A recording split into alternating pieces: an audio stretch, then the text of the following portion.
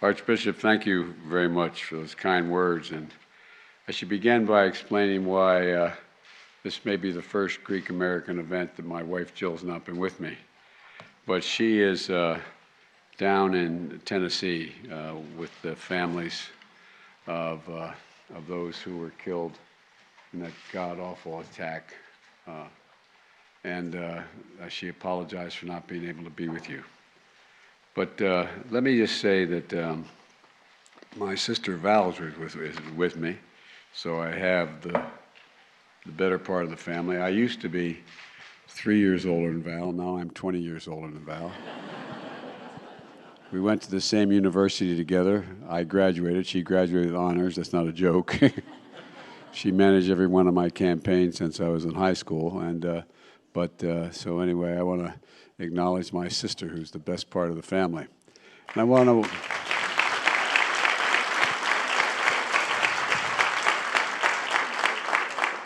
And Archbishop, I want to say that I found that the two most Christ-like figures I've ever met were His All Holiness and the Pope. And they're friends. The Pope has talked to me about the friendship. And the Pope is ill now, so say an extra prayer for him. But he still wonders why, as a Roman Catholic, I bless myself this way. And I've been hanging around. It's all your fault. Y'all think I'm kidding? Not really. It was. Where's John Sarbanes? Is he here? Oh, he went to vote. Well, John Sarbanes' dad, Paul, was it's hard to believe, but junior to me in seniority, but my educator. Paul was a brilliant guy, and I owe Paul all that I know about Greece and the deep involvement for so many years. But I wanted to say hello to John. Look, it's wonderful to welcome all of you to the White House to celebrate 202 years of Greek independence and all the great contributions Greek and Greek Americans have made to our country. The world owes a great deal of debt to Greece, including the revolutionary idea of democracy. And it was revolutionary at the time, which continues to deliver for the people to this day. In fact, earlier today, I was co-hosting the second International Summit for Democracy. And democracies and nations around the world came together to commit ourselves to defending democracy.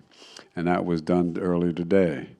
So it's great to have all of you here on this special day. Your Eminence, it's an honor to see you and so many representing the Greek Orthodox Archdiocese of America again.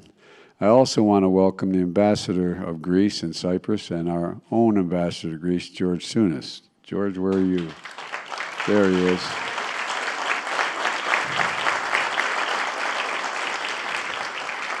And by the way, there was a very important Republican in former administrations in the days when we used to really like each other.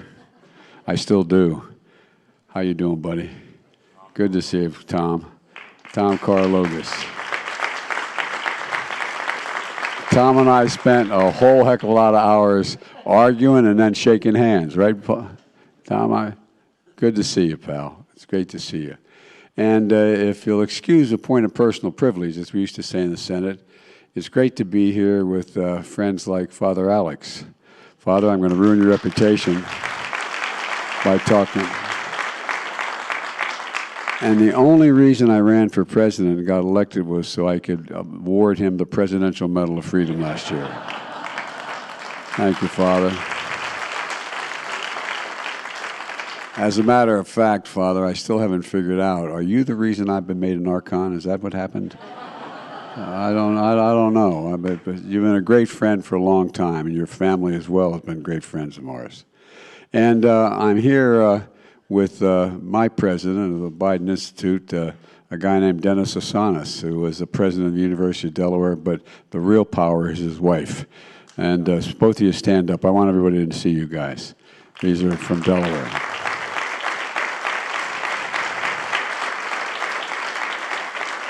And great friends like Andy and Mike Manitos, they're a big part of the reason my Greek-American constituents in Delaware sometimes refer to me as The man sitting behind you, Father, who helped me my very first campaign, directly behind you, was the nickname I got early on when I won by 3,200 votes for the Senate seat when I was 29 years old. It was because I started calling me Joe Bidenopoulos because, oh, you think I'm kidding. I'm not joking, am I? I'm not joking because of the overwhelming support from the Greek American community. And I'm a little worried. My sister's sitting next to Tom Hanks. But Tom, welcome, pal. Welcome. I want to begin today by acknowledging all the families across Greece who are grieving loved ones lost during the train accident in Tempe. It was a tragic, tragic accident, and they're in our prayers. And Jill and I and the American people were deeply saddened by this tragedy. And our prayers continue to be with the Greek people, including all those lost loved ones and those who are recovering from those injuries. And this afternoon, we honor the deep history of the United Our Nations and honor the lives that were cut short last month as well. Thousands of years ago, ancient Greek philosopher Socrates said, and he's said to discuss the simple yet profound wisdom. He said, know thyself. Know thyself. Well, to truly know America, we have to know the history and our hopes. You have to know a little about Greece to really understand it. Greece is woven into the very foundations of our democracy, of our nation. We see it across this city, from the columns of the Capitol to the figures that flank the Supreme Court, inspired by Themis and the Greek goddess of law and justice. And more than that, we feel it in our nation's soul, because we are governed as we, the people. The United States is the only nation in the world built on an idea. An idea. Every other nation of the world is based on geography, ethnicity, or religion. But we're based on an idea, and it's not hyperbole to suggest that. The idea that we're all created equal. We hold these truths to be self-evident, that all men and women are created equal, endowed by our Creator with certain inalienable rights, life, liberty. No other nation is based on an idea. And it was then essentially a Greek idea early on. I really mean it. It was Greek and all those years ago that inspired the framers to believe in this radical idea and to build a nation around it. Years after American independence, this is the same idea, the brave Greek patriots to fight their own freedom, for their own freedom as well, laying the groundwork for a future that would make both our nations proud. So today and every day, Greek independence is a celebration for Americans and Greeks alike. It gives us a chance to honor this history and binds us to the values that unite us: liberty, equality, dignity, and democracy. Throughout our shared history, every generation has to step up and protect those values against democracy's mortal foes. You know, I learned in graduate school and undergraduate school, when I was a political science and history major, that democracy had to be protected by every generation. And I used to think it was more hyperbole than anything else. But it need be, every generation.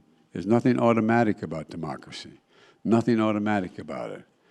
And we saw this during World War II when Greece and the United States fought the forces of fascism.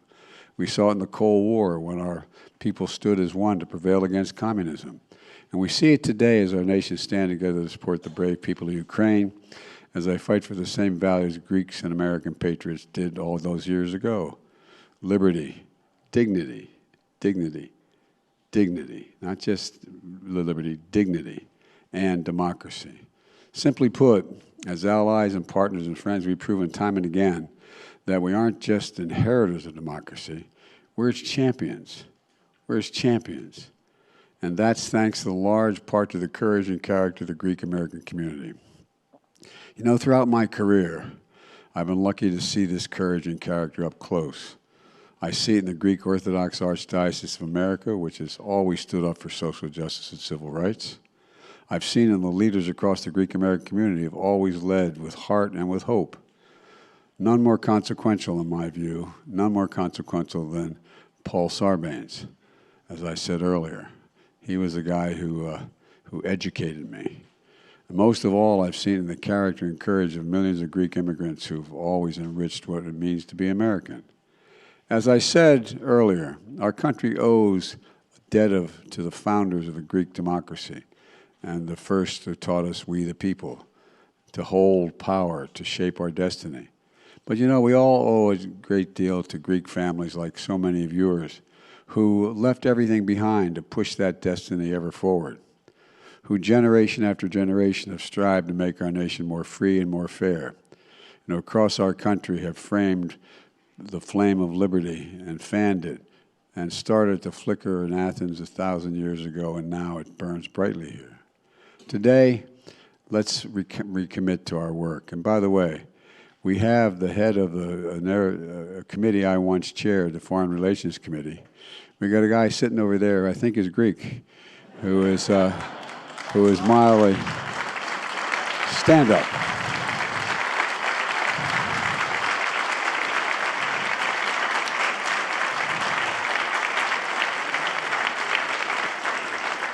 And there's two things you got to know about him. One, he's smarter than you, and two, he's tough. Good to see you, man. Thanks for being here. And folks, look, at this moment where our world is, many of you heard me say this before, Madam Ambassador, but the world's at an inflection point. You're going to see things that are going to, the next 3 to 5 years, and the last 3 or 4 or 5 years, is going to determine what the next 4 or 5 decades are going to look like. We go through this period every 5 or 6 generations, and we're at that point now. The world is changing. It's changing significantly. We have an opportunity. We have an opportunity to continue to be the keepers of the flame if we do it well. So let's work together to show that knowing America, knowing ourselves, means working for the future with greater hope, equality, and a possibility for people around the world. I absolutely know we can do it, and the chairman's heard me say this many times. I've never been more optimistic about our future than I am today. I really mean it. We have such an enormous opportunity, not just for the United States, but to change the nature of how we deal in this hemisphere and around the world. Because we're the United States of America. We got to remember that. We're the United States of America. There is nothing beyond our capacity, nothing, if we set our mind to it. I really mean it. Not a single thing. As long as we do it together. And I can think of no greater group of people to do it with than the Greek American community. So happy Independence Day to you and your friends. God bless you all. And before the reception begins, we have a performance for you. And I'm not even going to tell you who it is. I'm going to say, but thank you, thank you, thank you all. Let's bring out somebody who Tom knows well. Thank you.